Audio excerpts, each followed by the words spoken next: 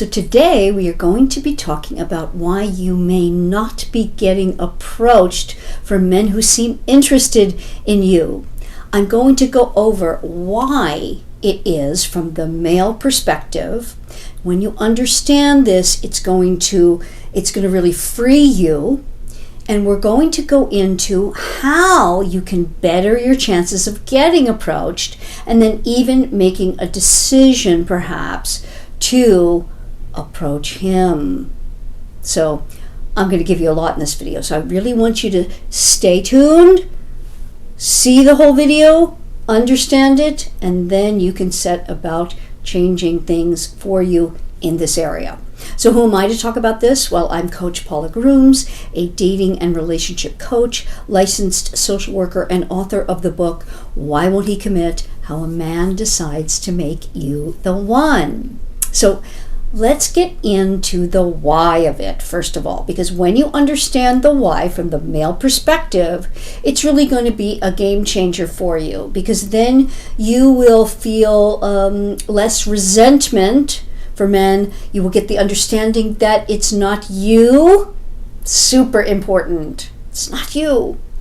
And you can go from there about what you can do to change things, okay? So first off, the why is very simple, although there's a few components to it.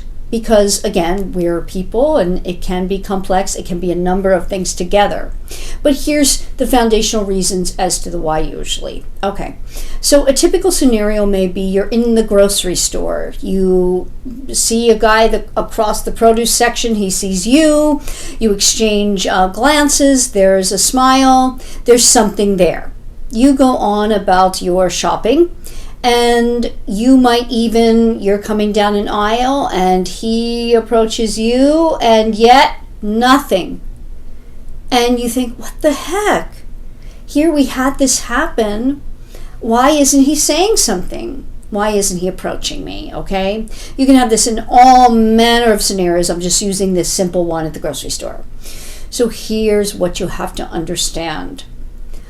A good man, okay, who is involved with someone else, you're still a pretty puppy. And remember this from my puppy principle in my book. If you don't have it, get it.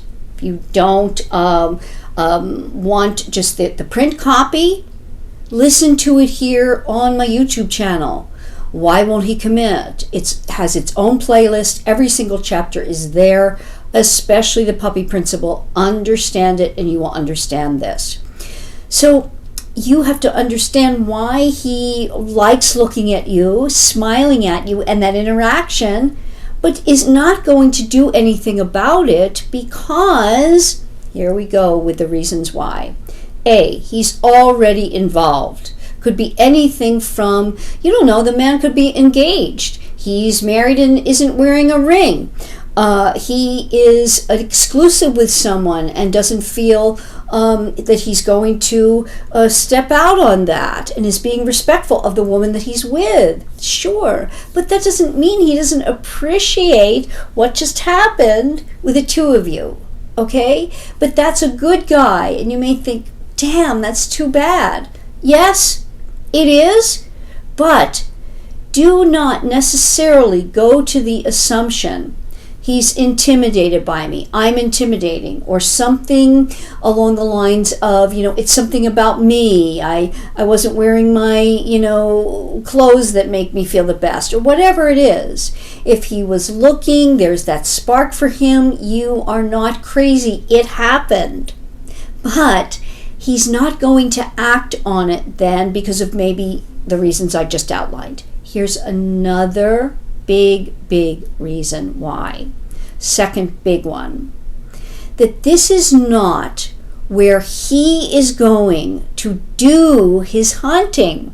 Okay? When I say hunting, meaning it in the best terms. He is there to grocery shop.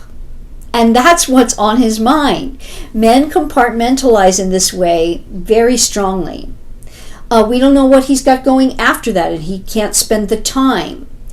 Also, remember, the good part of it is that maybe he's just not a player. He's more involved in stuff that are his interests, his vocation, avocation, whatever.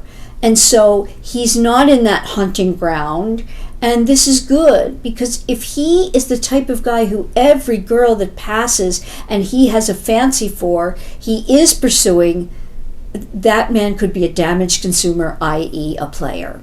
And again, if you don't know my consumer versus buyer, get it in my book.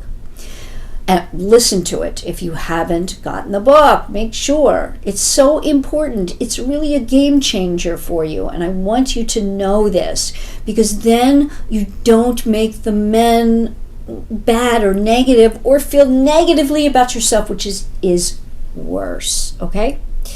So those things can be at play.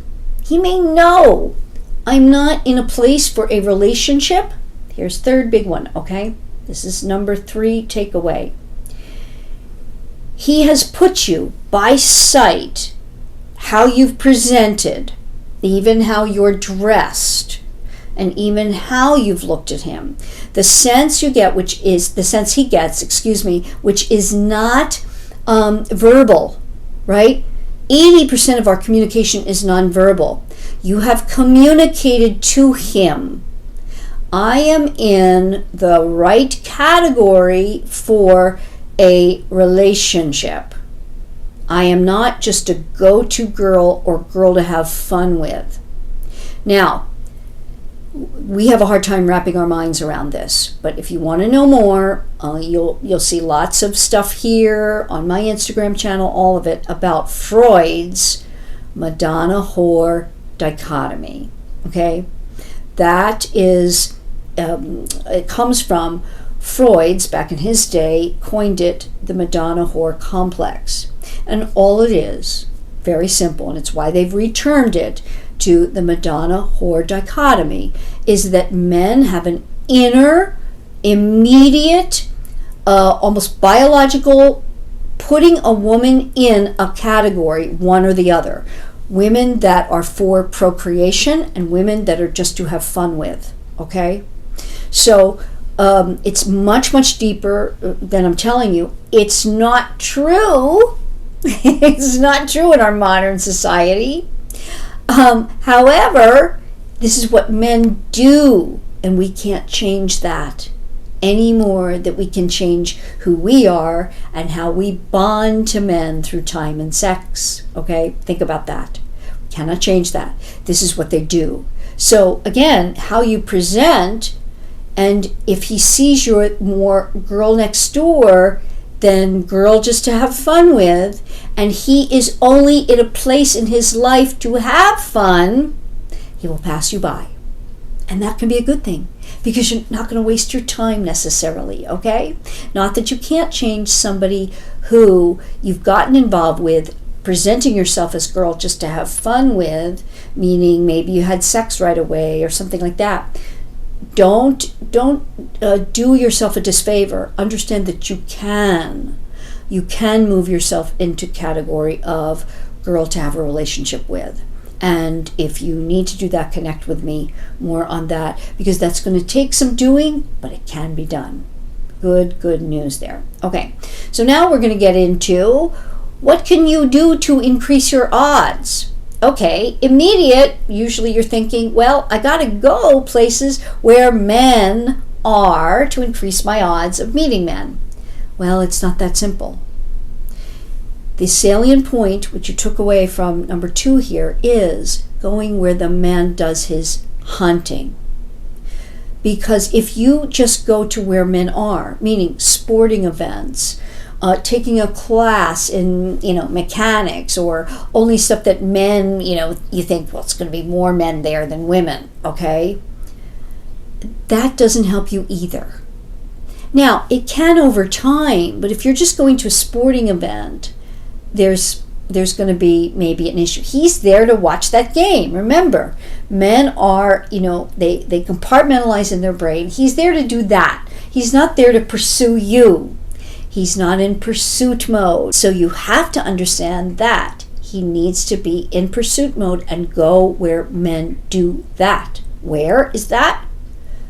Bars, clubs, singles events. So you may think, well, okay, I do that already. I go to bars and I still don't get approached by a man. Here's what I'm going to guess for you, and check yourself. You are not there alone. You are there with another woman, or a group of women, or a group. And this hurts you so much. Yes, because it's very uncomfortable for a man to go up to two women, because he might be interested in just you, but he's a good guy. You're there with your friend. He doesn't want to disrespect the friend in a way, or attempt to get you alone. Think of it. Is he just going to buy you a drink? Both of you a drink?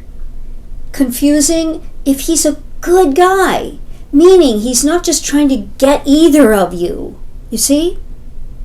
It's an issue.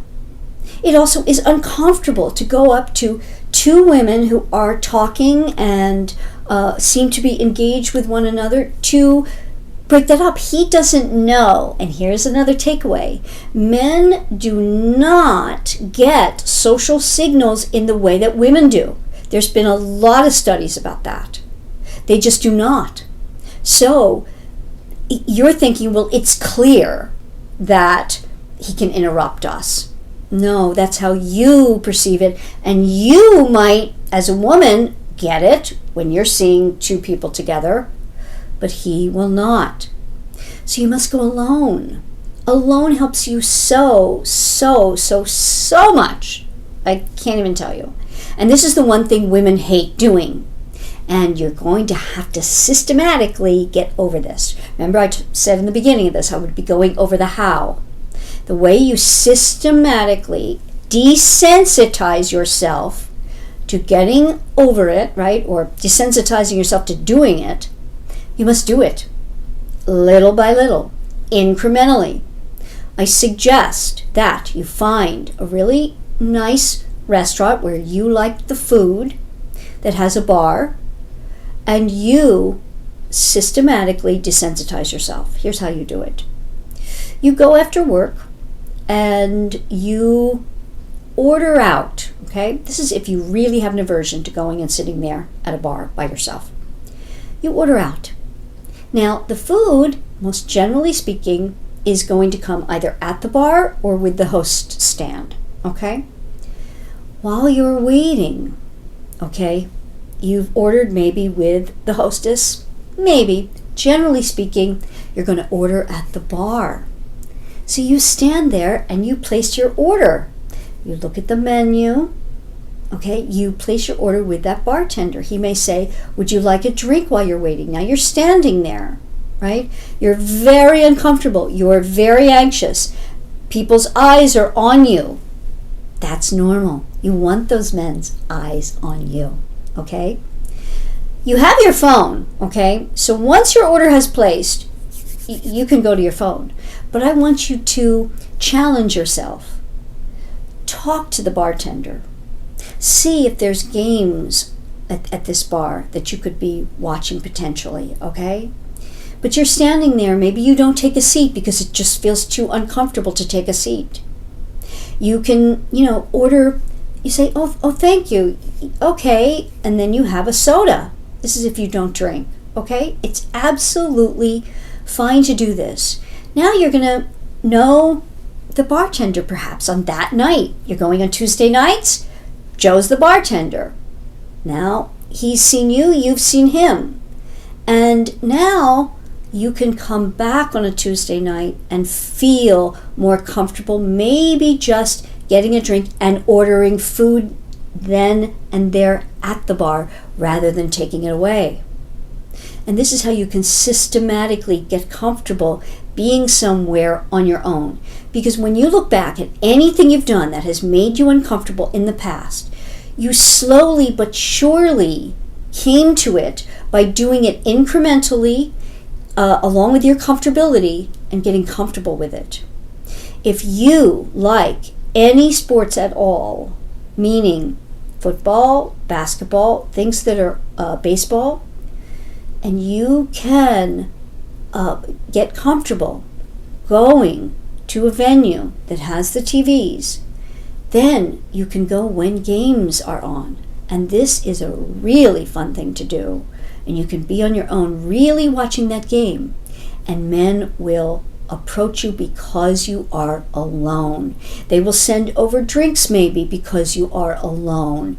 They will actually, the male being wants to be caretaking to women who are alone. So even if it's not someone you would be interested in, men will engage you perhaps, okay? And you've got to start to get comfortable with this. It's so important. The number one thing men tell me is that I wish women would be out on their own. If you understand how uncomfortable it can be approaching people who are in a couple, for example, think about it, and this will help you. If you're walking along, even though you have your GPS and you cannot find an address, you're typically going to go up to someone who's alone and ask. A male on his own, a female on her own walking. Not two people who are engaged in conversation. You have to interrupt them. It's just human nature, okay? And so let's let that work for you in a better way while you can systematically desensitize yourself to doing something that can put you in front of men, being at a bar, a restaurant. Again, don't go alone and sit at a table. That's not going to help you. That's a social cue. I don't want to be interrupted. I'm happy being on my own. Okay? Again, this is not about drinking. Not everyone who drinks heavily goes to a bar. In other words, women often say, "Oh, I don't want to meet a man at a bar. Maybe he's an alcoholic." Seriously?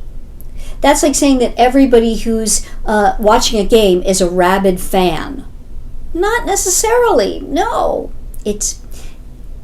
People go to these, and men go to these places because they're just going to have one beer with a buddy. They're just going to catch the score on the game. Okay? It's not necessarily just for... Now, if you're going to a real down and out, bar where it's just a few guys sitting there and they've been there, for hours, maybe you're going to run into that. But if you're going to a nice menu with medium to higher priced foods and drink, you're probably not going to run into that as much, okay? But again, don't make assumptions simply because of the place, because that is where a man will feel most comfortable approaching you, again, if you are alone. Repeat this and understand from the male mind. Get over thinking that it's you and you are not. No, it's the places where you are putting yourself and how you are placing yourself in front of men. If that's with other women, you are hurting yourself. If that's just in groups, you are hurting yourself. If that's with your wonderful gay friend, oh my gosh, you are hurting yourself. Again, males do not read the social cues like you do. You think it's very apparent I'm with my gay friend and he should approach me. Or it's very apparent we are not a couple. This is my buddy from work. It just doesn't work that way for men. We have to be more overt in our signaling, so that means then you don't have to make the first move. Okay? And understand, if he's not approaching you when you do things this way, there's, again, that reason involved. Not in a place has put you in the category of relationship. He's not in a place for that. And he's not going to approach you just for one night of fun. That's a good thing, okay? That's a good thing. We don't want that because we don't want you getting excited about or invested in a man who just wants you for one night and not for more. I'm going to do a lot more on this. I could go on now for another 20 minutes in this video, and I don't want to do that because I think you get the salient points and you need to repeat. That's how we learn, just like you are going to desensitize yourself by repeating little steps as much as you need to get comfortable to do the bigger things that are going to get you what you desire and deserve. So, until next time. I trust you got a lot of good information from today's video, and I enjoy bringing you content that is valuable for success in your romantic life. So don't forget to subscribe and hit the alert bell so you don't miss any of my upcoming videos. And if you want more on any of the content you see here, you can go to my book, Why Won't He Commit? How a Man Decides to Make You the One. You can order it at any fine retailer where you get your books. And if you want more on me or any of my programs, my podcast, go to coachpaulagrooms.com and we could be talking soon.